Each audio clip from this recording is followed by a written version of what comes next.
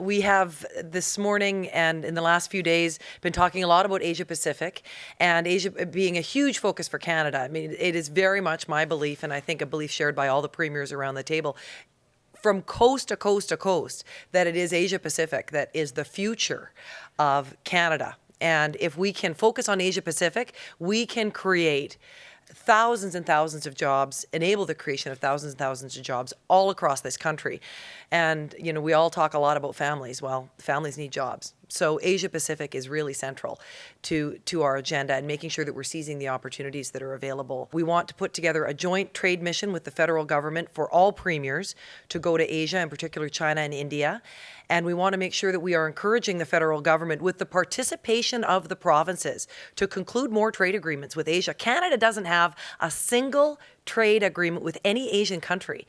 And so we need to, there are some pending, there's some underway. The federal government has made a specific effort to want to conclude one with India. We want to encourage them in doing that, but the fact is we don't have any yet. I want to thank Premier Clark for her strong leadership on this particular issue.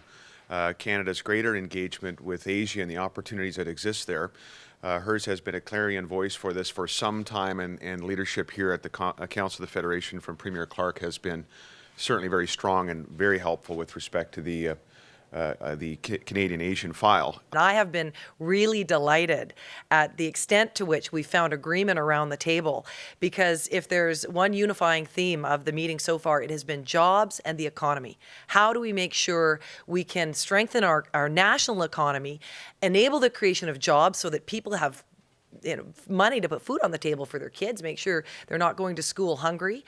And that's different provinces have been talking about different barriers to job creation and economic development throughout, but really it's been a job creation focus, and most centrally it's been Asia Pacific and the opportunities across the Pacific for Canada.